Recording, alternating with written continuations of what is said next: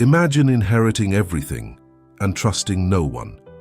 Gabriel Thornton, heir to a billion-dollar empire, a man who controlled cities with a signature, woke up one morning and made a choice that would destroy everything he thought he knew about power. He walked away from his penthouse. He left his name behind. He became nothing. If you believe real love is tested when everything is lost, like this video and subscribe. Because what Gabriel discovers on the streets will shatter everything he thought he knew about trust.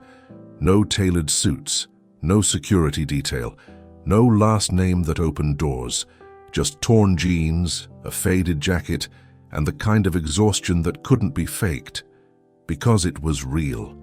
For the first time in his life, Gabriel Thornton disappeared into the streets where no one recognized him, where no one wanted anything from him, where he could finally see the truth he'd been running from his entire life.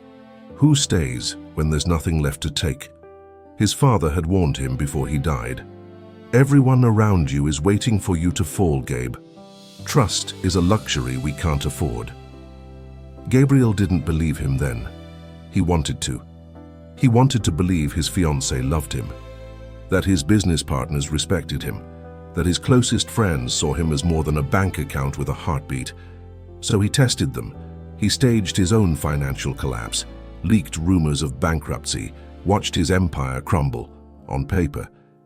And then he vanished. 3 weeks later, he was unrecognizable, sleeping on benches, eating from charity lines, walking through the same streets he used to drive past in blacked-out cars, and every single person who once kissed his hand walked right past him. His fiancée, engaged to his CFO within 10 days, his best friend, already selling his secrets to competitors.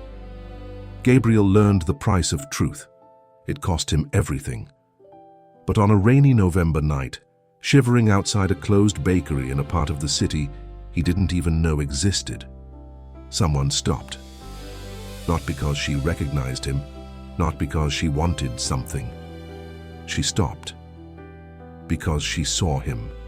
Claire Bennett, 26, soft voice, worn shoes, eyes that carried too much kindness for someone who'd seen too much cruelty, knelt beside him in the rain, holding a paper bag that smelled like warm bread, and said the words that would break him. "You look cold. Do you want half?" Gabriel stared at her. This woman, who clearly had nothing, was offering him half of the little she had. He should have said no. He should have walked away. He should have protected her from the experiment he was conducting on humanity, but he didn't, because for the first time in 34 years, someone looked at him and didn't see Gabriel Thornton. She just saw a man in the rain, and something inside him, something he thought his father's world had killed, woke up. "Yeah," he whispered, his voice rough from weeks of silence. "I'd like that." Claire smiled. Not the smile people gave him at galas, not the smile that wanted something in return. Just a smile. Human. Warm. Real. She sat beside him on the cold concrete, split the sandwich in half with careful hands, and offered him the larger piece. "I'm Claire," she said quietly. He hesitated. The lie was easier. Safer. "Gabe," he finally said. "Nice to meet you, Gabe." She didn't ask why he was there, didn't ask what happened, didn't try to fix him or save him or judge him. She just sat with him. And Gabriel realized in that moment, surrounded by rain and darkness and the smell of cheap bread, that he'd spent his entire life starving. Not for food, for this. For someone who stayed not because of what he had, but because of who he was when he had nothing. But there was one problem. Claire didn't know the man beside her controlled the very company she worked for. She didn't know his collapse was a lie. She didn't know that in 2 weeks, he'd walk back into his life, reclaim his empire, and destroy everyone who betrayed him. And she definitely didn't know that he was already falling in love with her. Claire stood, brushing rain from her jacket. "I work nearby," she said. "There's a shelter 2 blocks down. They're good people. If you need..." Will you be there? The question left his mouth before he could stop it. She paused, looked at him. Really looked. I volunteer there on Thursdays, she said softly. Then I'll be there. Something flickered in her eyes, something careful, something that told him she'd been hurt before too. Okay, she whispered. And then she was gone, disappearing into the rain like something he'd imagined, except for the warmth still radiating from the sandwich in his hands and the fact that for the first time in weeks, he wanted to stay alive long enough to see her again.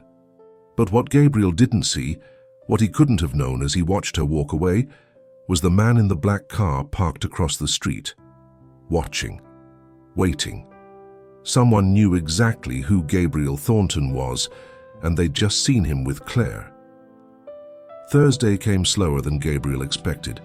He spent 3 days thinking about her, about the way she'd knelt in the rain without hesitation, about how she'd given him the larger half, about the carefulness in her eyes when he'd asked if she'd be there, like she'd learned not to trust promises. He told himself this was still part of the experiment, that he was simply observing human behavior, that Claire Bennett was just another data point in his research on loyalty and deception. But on Thursday morning, he washed his face in a gas station bathroom, combed his hair with his fingers, and realized he was nervous. Gabriel Thornton, who'd negotiated billion-dollar mergers without blinking, who'd fired executives with a single sentence, who'd never once cared what anyone thought of him, was nervous about seeing a woman who thought he was homeless. The shelter smelled like industrial soap and overcooked vegetables. Fluorescent lights hummed overhead. Dozens of people lined up for food, for warmth, for a few hours of safety from the streets. Gabriel joined the line, hands in his pockets, scanning the room. And then he saw her. Claire stood behind a serving counter, ladling soup into bowls with the same careful attention she'd used to split that sandwich. Her hair was pulled back. She wore a simple sweater, sleeves pushed to her elbows.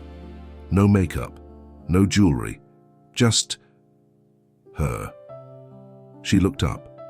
Their eyes met, and she smiled. Not a big smile, not performative, just a small, genuine curve of her lips that said, "You came." Gabriel's chest tightened. He moved through the line, watching her interact with each person. She knew their names, asked about their day, gave extra portions to the elderly man who always looked cold, slipped a bread roll to the young mother with tired eyes. When Gabriel reached the counter, Claire's smile softened into something more personal. "You made it," she said quietly. "I said I would." People say a lot of things. There it was again, that flicker of old hurt. Someone had broken promises to her before. Someone had taught her not to believe in words.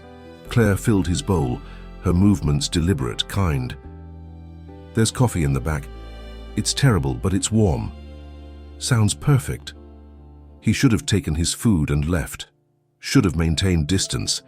This was supposed to be research, observation, a clinical study of human nature at its most raw, but instead, he heard himself ask, "Do you take a break?" Claire glanced at the clock. "In 20 minutes. Can I wait?" She studied him for a long moment. Gabriel had been studied before by investors, journalists, enemies looking for weakness, but this was different. Claire wasn't looking at what he could give her. She was looking at whether he was safe. "Okay," she finally said. Those 20 minutes felt like hours. Gabriel sat at a corner table, forcing himself to eat the soup, watching Claire work. She moved with purpose, efficiency born from practice. But there was gentleness in every interaction. A touch on someone's shoulder, a whispered encouragement, a moment of eye contact that said, "I see you." She treated everyone like they mattered, like they were more than their circumstances. And Gabriel realized with uncomfortable clarity that he'd never treated anyone that way in his entire life. When Claire's shift ended, she grabbed 2 cups of the terrible coffee and sat across from him. The cafeteria had mostly emptied. Rain streaked the windows. Somewhere a radio played static-filled music. "So," she said, wrapping her hands around the cup for warmth, "how long have you been out here?" The lie should have come easily. Gabriel had built empires on strategic deception. "Few weeks," he said. It wasn't entirely false. "Do you have family?" "Not anymore." That one was true. Claire nodded slowly. "Me neither. I mean, I have a mom, but..." She trailed off, staring into her coffee. Sometimes having family and being alone feel like the same thing. Gabriel understood that more than she could possibly know. "What happened?" he asked. "If you don't mind, my dad left when I was 8. My mum, she remarried someone who thought love meant control." Claire's voice remained steady, but her fingers tightened on the cup. "I left when I was 17. Been on my own since. 9 years. She'd been surviving alone since she was a kid." "I'm sorry," Gabriel said. "Don't be." "I'm not." She looked up and her eyes held something fierce. "I'd rather be alone and free than caged and comfortable." The words hit him like a physical blow. Because wasn't that exactly what his life had been? A gilded cage, surrounded by people who wanted access, not connection. Wealth that bought everything except truth. "What about you?" Claire asked. "What happened?" This was it. The moment to maintain the lie, to protect the experiment. "I trusted the wrong people," Gabriel said quietly. "Lost everything." "Money?" "That too, but mostly..." He paused, surprised by his own honesty. "Mostly I lost the ability to tell who was real." Claire's expression softened. "That's the worst kind of poverty." Yes, it was. They sat in silence for a moment. Not awkward, not forced, just present. "Can I ask you something?" Gabriel said. "Sure." "Why do you do this? Volunteer here, give away your food to strangers. You clearly don't have much yourself." Claire smiled, but it was sad around the edges. "Because I remember what it feels like when no one stops, when everyone walks past you like you're invisible, like you're already dead." She met his eyes. "I don't ever want to be the person who walks past." Gabriel's throat tightened. This woman, who'd been abandoned, neglected, forced to survive alone since childhood, had somehow retained more humanity in her smallest gesture than he'd shown in his entire carefully constructed life. "You're a good person, Claire." "I'm just a person, Gabe, trying to be okay." Before he could respond, the shelter door burst open. A man stumbled in, drunk or high or both, his eyes wild. He grabbed the donation jar from the front desk and turned to run. The volunteer shouted. 2 others moved to intervene. But Claire was faster. She stepped directly into the man's path, hands raised, voice calm. Hey, it's okay, you don't have to do this." The man froze, breathing hard, jar clutched to his chest. Gabriel's entire body tensed. This was dangerous. This was reckless. This woman was going to get herself hurt. "I don't know what you need right now," Claire said softly, "but stealing from people who are trying to help you isn't going to make it better." "You don't know what I need," the man spat. "You're right, I don't. But I know what it feels like to be desperate, and I know that tomorrow you'll wish you hadn't done this." The man's hands shook. Gabriel stood slowly, ready to intervene, ready to protect her, but Claire took a step closer, impossibly calm, impossibly brave. "Put it down," she whispered. "Please, let me help you instead." For 5 agonizing seconds, nothing happened. Then the man's shoulders collapsed. He set the jar down, his hands went to his face, and he started to cry. Claire wrapped her arms around him. Just held him. This stranger, this threat, this broken human being who'd almost hurt her. Gabriel watched, frozen, as Claire guided the man to a chair as she got him water, as she sat beside him and listened to whatever demons were chasing him. And something inside Gabriel, something calcified by years of suspicion and betrayal and his father's poisonous lessons, cracked wide open. because he'd spent 3 weeks testing humanity, and humanity had just tested him back. This woman, this impossibly brave, impossibly kind woman, was everything his world had taught him didn't exist, and he was lying to her. Later, as they stood outside the shelter, rain misting the streetlights, Claire turned to him. "You okay? You've been quiet. I'm just trying to understand you." "What's to understand?" "How you can be so fearless." Claire laughed, soft and sad. "I'm not fearless, Gabe. I'm terrified most of the time. But fear is just what happens when you care about something." She looked at him, and in the amber glow of the streetlight her eyes were devastatingly honest. "I'd rather be scared and human than safe and numb." Gabriel couldn't breathe, because he'd spent 34 years choosing numb, and this woman was teaching him in a single week what it meant to feel. "Same time next week?" Claire asked. "Yeah," he managed. "Same time." She smiled, squeezed his arm once, a touch that burned through his jacket, and walked away into the rain. Gabriel stood there long after she disappeared. His phone, the burner he'd kept for emergencies, buzzed in his pocket. A text from his attorney. "Board meeting scheduled, 2 weeks. They're moving to replace you, confirm?" 2 weeks. In 2 weeks, Gabriel Thornton would reclaim his empire. He'd fire everyone who betrayed him. He'd restore his reputation. He'd return to his life. And Claire Bennett would discover that the homeless man she'd fed, trusted, cared for, was a lie. Gabriel looked down at his phone, then at the direction Claire had walked. And for the first time since this experiment began, he wasn't sure which life he wanted anymore. But the man in the black car, still watching, still waiting, had already made that decision for him, because Gabriel's enemies had found his weakness, and her name was Claire. The next 7 days changed everything. Gabriel told himself he was maintaining the experiment, gathering data, observing Claire's behavior to understand human compassion. But the truth he couldn't admit was that he'd stopped experimenting the moment she'd hugged that desperate man in the shelter. He'd started falling.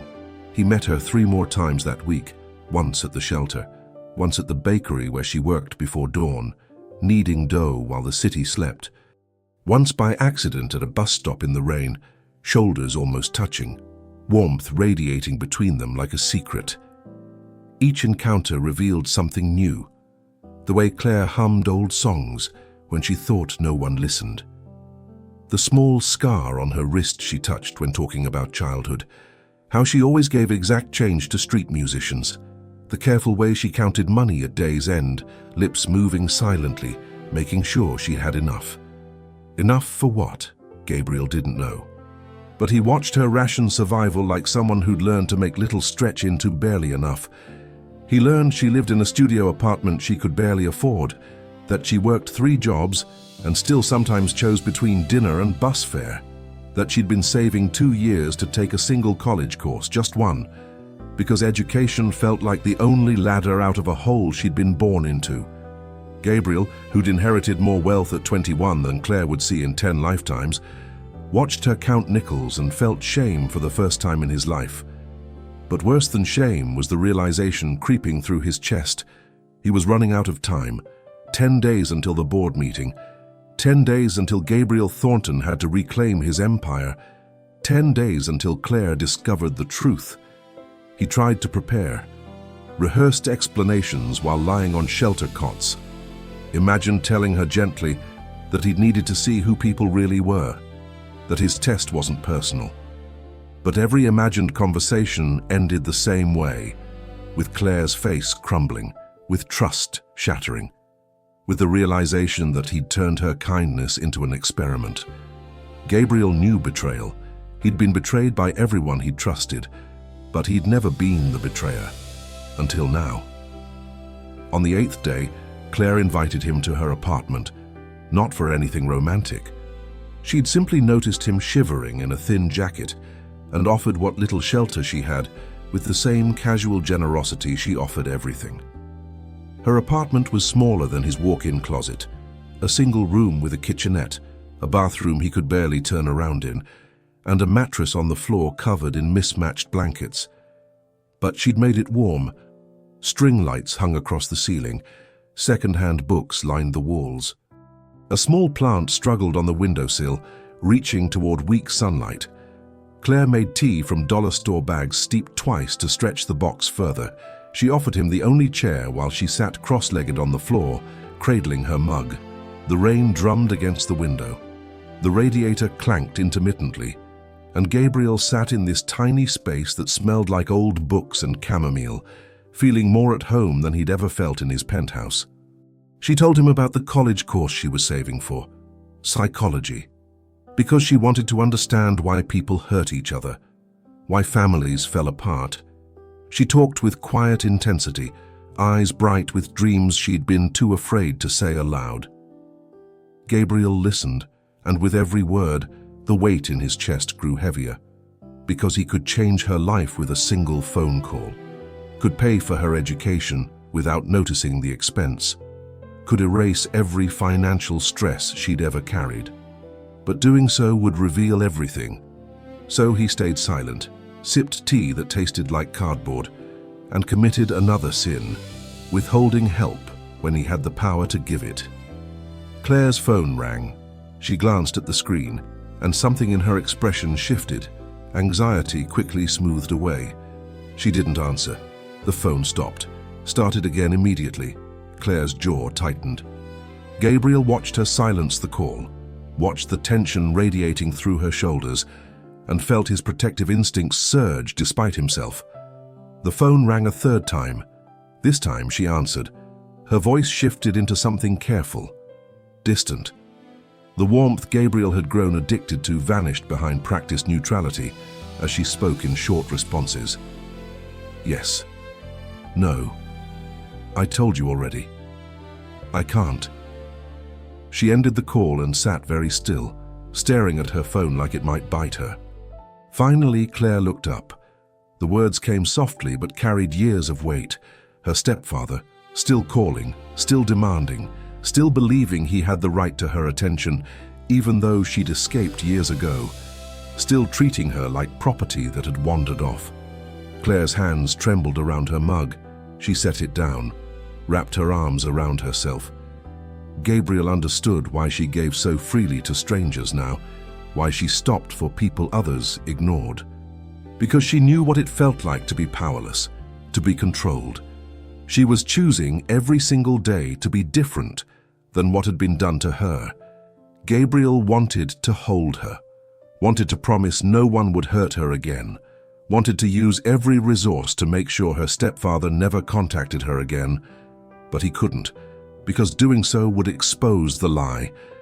So instead, he moved to sit beside her on the floor, close enough that their shoulders touched. They sat like that for a long time, rain falling, radiator clanking, two broken people finding unexpected comfort in shared silence. Eventually, Claire's head came to rest against his shoulder. Gabriel stopped breathing. Her weight was light but significant, trusting, vulnerable in a way that made his chest ache. Hours passed, or maybe minutes. Gabriel looked around the room, at her carefully organized poverty, at dreams stacked in second-hand books, at a life built from nothing but will and stubborn kindness. And he made a decision. He couldn't reveal himself, couldn't use his power without destroying trust. But he could give her this, his presence, his commitment to stay, even if staying meant continuing the lie, even if it meant breaking her heart later when the truth surfaced. Claire stirred against his shoulder. She lifted her head, blinking away sleep, and met his eyes. Neither spoke, but something passed between them. Recognition. Inevitability. Claire's gaze dropped to his mouth. This was dangerous. This was crossing lines he couldn't uncross. But then Claire leaned forward, slowly, carefully, and pressed her lips to his. The kiss was soft, tentative, sweet in a way that broke him completely. Gabriel's hand cupped her face and he kissed her back with all the honesty he couldn't speak aloud. Kissed her like apology and promise combined. When they pulled apart, Claire's eyes were bright. Gabriel's heart was in ruins, because he just kissed her with a lie between them. And somewhere outside, in a black car parked 3 buildings down, someone captured the moment on camera. Gabriel Thornton had 7 days left before his world and Claire's collided. And the man in the car had just ensured the collision would be catastrophic. Gabriel had 5 days left when the photographs arrived, not to him, to Claire. He found out by accident, arrived at the bakery before dawn, as had become their routine, and saw her standing in the alley behind the building, staring at her phone with an expression he'd never seen before. Fear. She looked up when his footsteps approached. The fear transformed instantly into something worse, confusion laced with the first threads of suspicion. Claire held up her phone without speaking. The screen showed a photograph, grainy but clear enough. Gabriel and Claire outside the shelter. Another of them at the bus stop, a third from her apartment window. The kiss illuminated by string lights, intimate and damning. Below the images, a message. Ask him who he really is. Gabriel's blood turned to ice. Claire's voice came out quiet, controlled in the way voices get when holding back earthquakes. She asked him one simple question, one word that contained everything.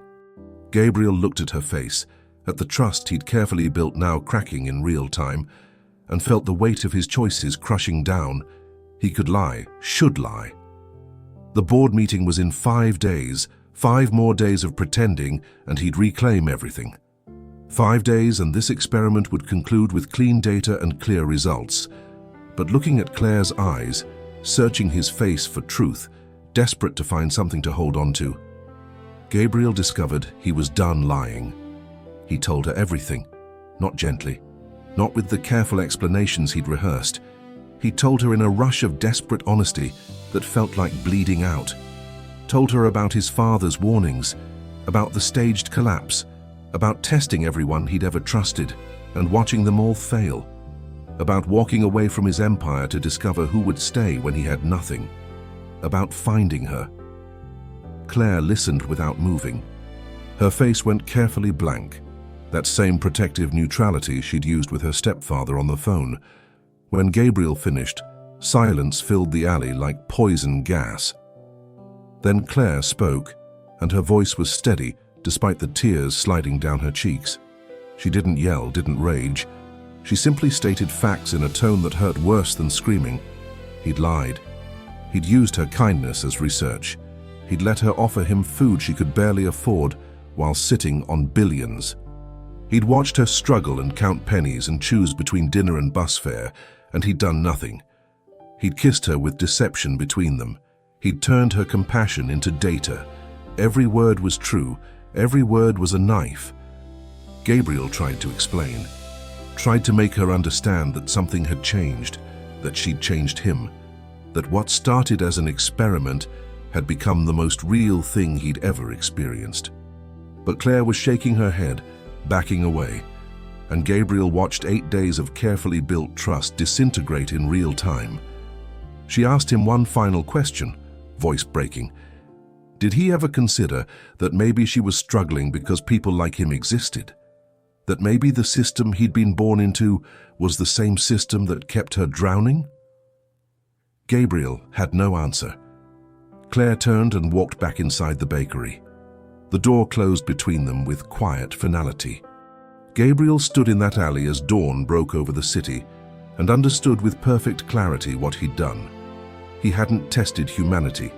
He'd tested Claire, had taken a woman who'd survived abandonment and abuse and poverty, who'd somehow kept her heart soft despite every reason to harden it, and he'd proven to her that kindness was weakness.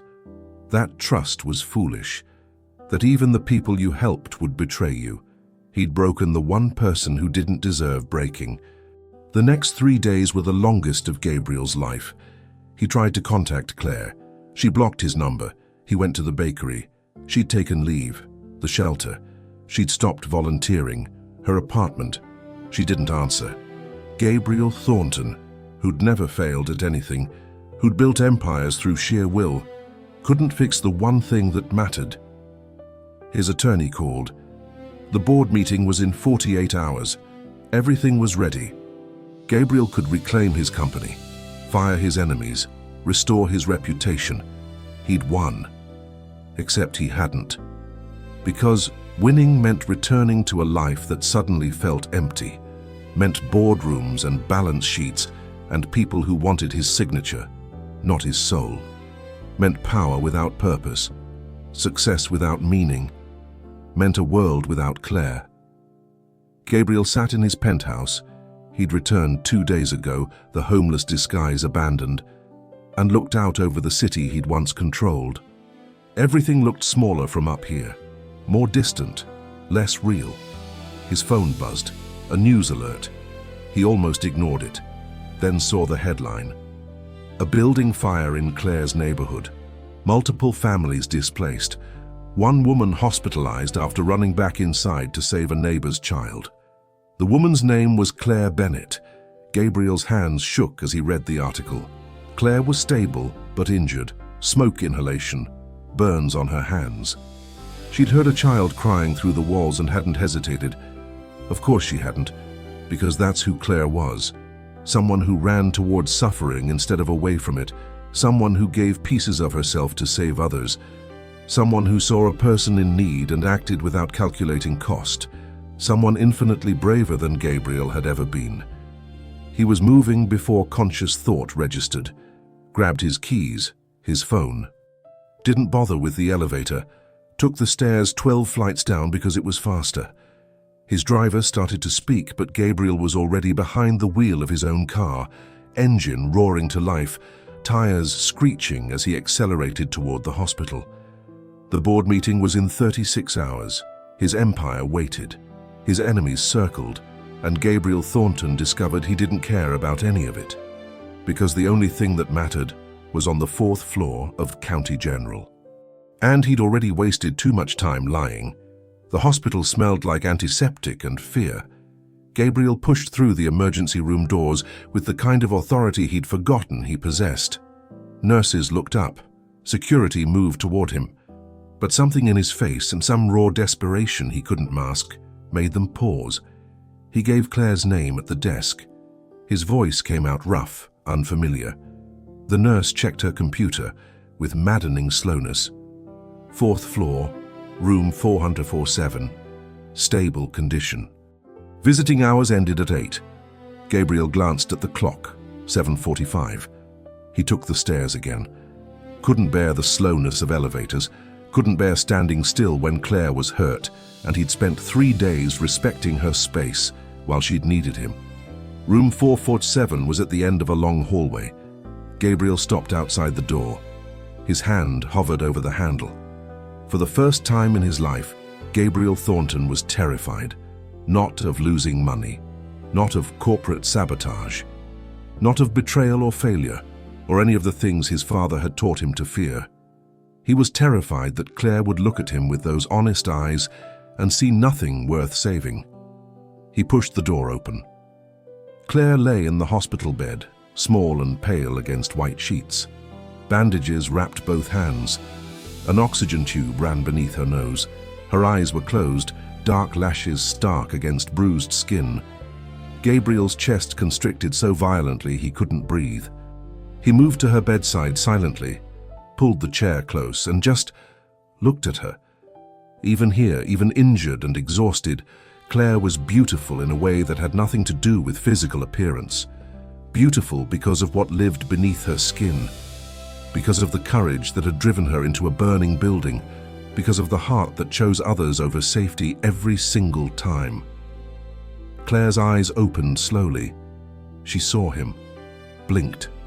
A dozen emotions flickered across her face too quickly to name. Then she looked away. That small gesture, that deliberate turning away, hurt worse than anything Gabriel had ever experienced. He deserved it, knew he deserved it. But knowing didn't make it bearable. Gabriel's voice came out barely above a whisper.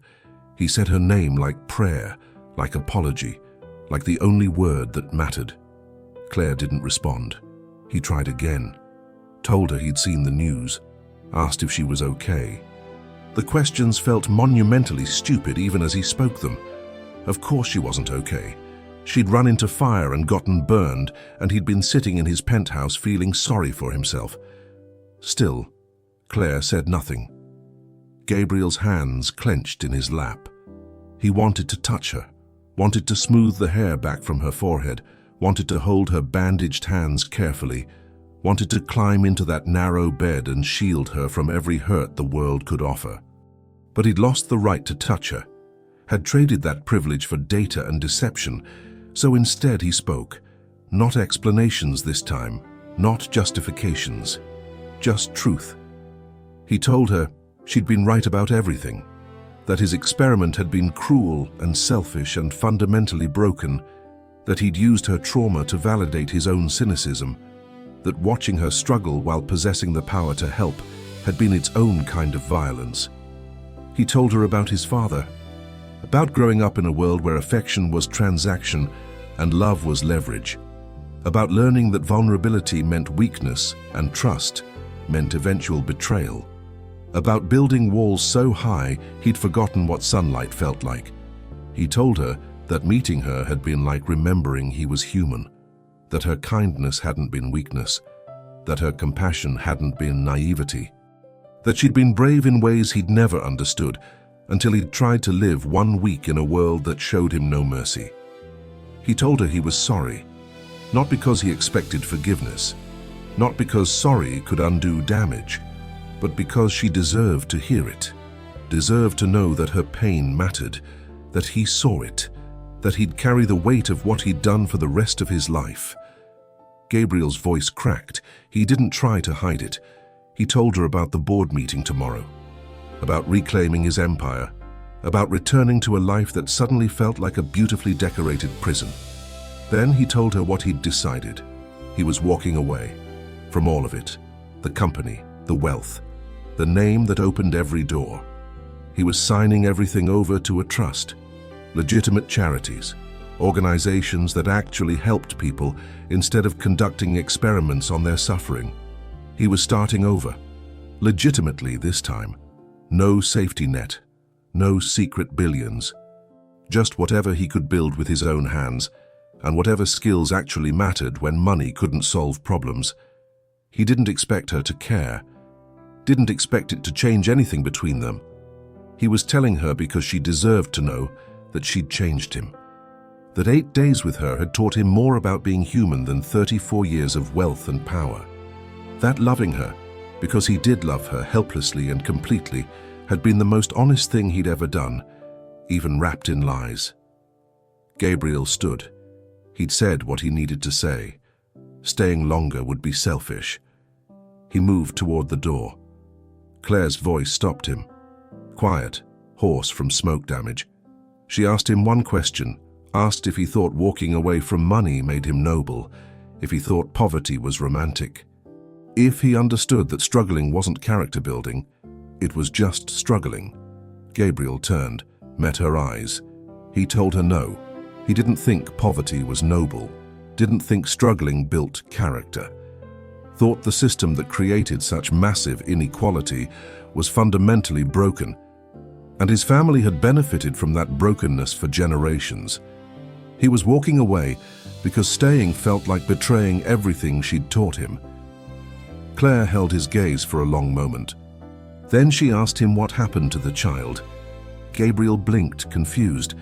The child from the fire, Claire clarified, her voice steady despite everything. She'd pulled a little girl from the burning building, 6 years old. Parents were undocumented and terrified of hospitals. Claire wanted to know if the girl was okay, even now, even hurt and betrayed and exhausted, even after everything. Claire was still thinking about someone else. Gabriel's throat closed completely. He promised to find out, to make sure the family was cared for, to use whatever resources he still had to help. Claire nodded once, closed her eyes.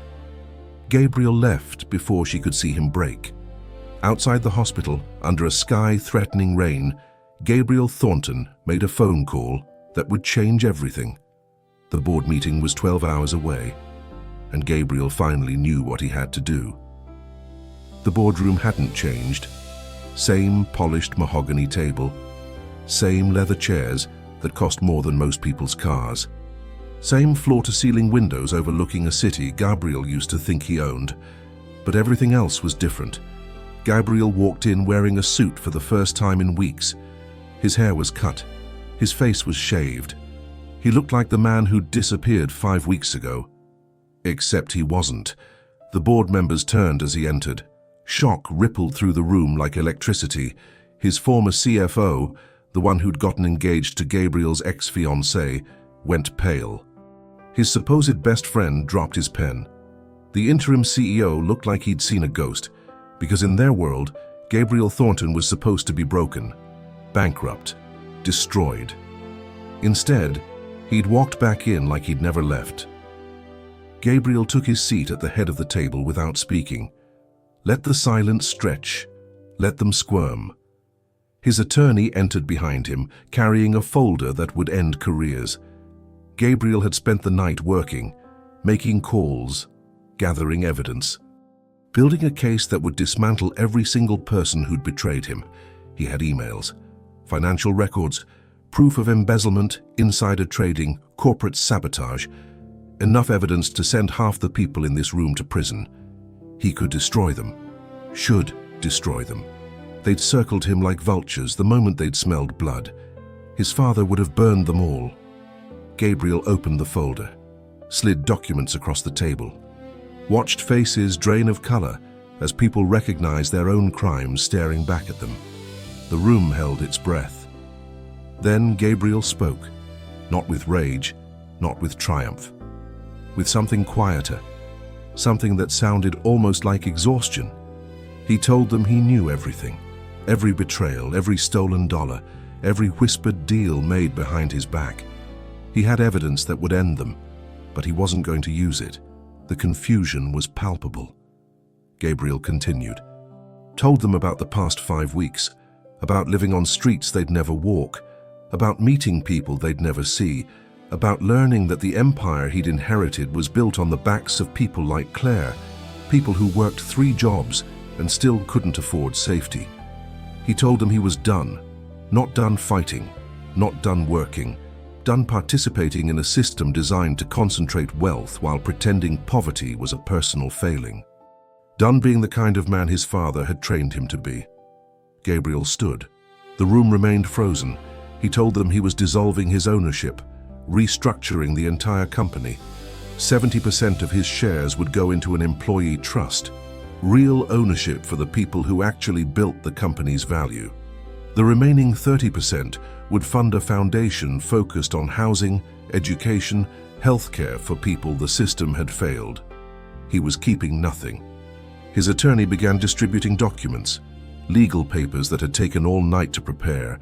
Everything was binding, irrevocable, already filed. The board erupted, voices overlapping, protests, threats, accusations of insanity. Gabriel let them rage. Then he raised one hand and the room fell silent, decades of conditioning asserting itself despite everything. He told them they had 2 choices. Accept the new structure and keep their positions under ethical oversight, or resign and face prosecution for their crimes. He'd give them 24 hours to decide. Then he walked out. Didn't wait for responses, didn't negotiate, didn't look back. Behind him, chaos exploded, but Gabriel was already gone. He had one more stop to make. The hospital had visiting hours from noon to 8. Gabriel arrived at 12:01. Room 447 was empty. Panic seized his chest. He found a nurse, asked about Claire Bennett. Was she okay? Had something happened? The nurse smiled, told him Claire had been discharged that morning. She'd healed faster than expected, had somewhere she needed to be. Gabriel's heart sank. He'd given up everything, had burned his old life to ash, had tried to become someone worthy of her, and she'd left without a word. He returned to his penthouse in a daze, The space felt cavernous, empty. Every expensive surface mocked him. Gabriel stood at the window, looking out over the city, and wondered if this was his punishment. To finally understand what mattered and lose it anyway. His phone buzzed, an unknown number, a text message containing just an address. Gabriel stared at it. Could be anything, could be nothing, could be her. He was in his car before the thought fully formed. The address led to a community center in Claire's neighborhood, the same neighborhood that had burned 3 days ago. Gabriel parked and walked through doors plastered with donation signs and volunteer schedules. Inside, the main room was filled with displaced families, children playing with donated toys, parents filling out housing applications, volunteers distributing food, clothes, supplies. And there, in the center of it all, bandaged hands carefully sorting donated items, was Claire. She looked up as Gabriel entered. Their eyes met across the crowded room. Gabriel couldn't move, couldn't breathe, couldn't do anything except stand there and let Claire see him, really see him. Not the heir. Not the homeless man. Not the lie or the truth, but something between and beyond both. Just Gabriel, stripped bare, offering nothing except himself. Claire set down the box she was holding, walked toward him slowly. Each step felt like an eternity.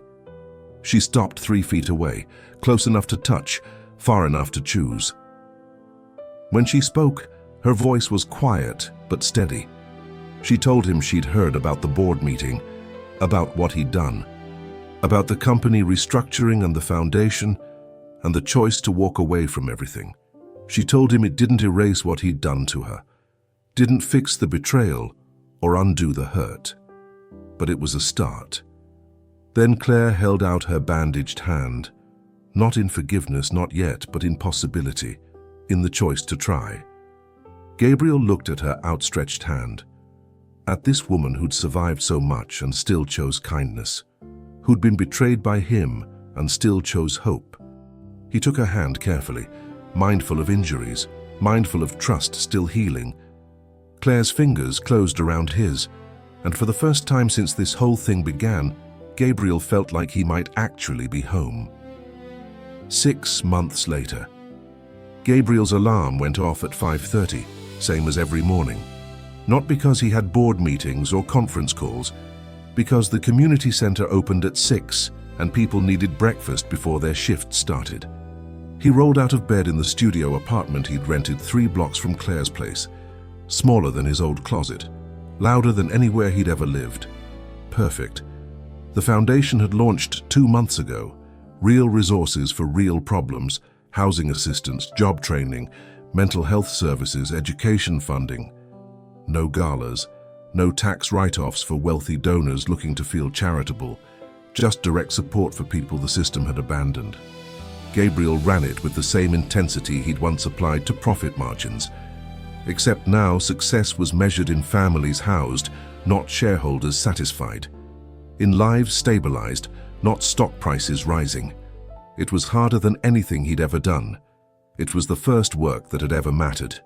He arrived at the center before dawn, unlocked doors, started coffee, set out donated pastries from the bakery where Claire still worked mornings. Some routines were worth keeping. People began arriving as light broke over the city. Gabriel knew most of them now, knew their names, their stories, their children, knew who took sugar in their coffee and who needed an extra moment of patience and who just needed someone to see them. He wasn't performing anymore, wasn't gathering data, wasn't testing humanity, he was just present. Claire arrived at 6:15, right on schedule. She'd taken a part-time position coordinating volunteers, still worked the bakery, still refused Gabriel's offers to help financially, still insisted on earning her own way. Some arguments weren't worth having. Gabriel had learned to respect her boundaries even when they frustrated him. She smiled when she saw him, the real smile, the one that still made his chest tight. They'd been taking things slowly, rebuilding trust brick by careful brick. Some days were easy, Some days the weight of what he'd done still sat between them like a third presence, but they were trying. That had to count for something. The morning rush passed in familiar chaos. Breakfast served, children shepherded to the play area, job applications reviewed, housing paperwork filed, small crises managed, tiny victories celebrated. Around 10, during a brief lull, Claire found Gabriel in the supply room. She held her phone with an expression he couldn't read. She showed him the screen. It was a college acceptance letter, not for one class, for a full scholarship, psychology program. Everything she'd been dreaming about for years. Gabriel's throat closed. He wanted to ask if she'd applied, wanted to know how this had happened, wanted to take credit or deny involvement or say something meaningful.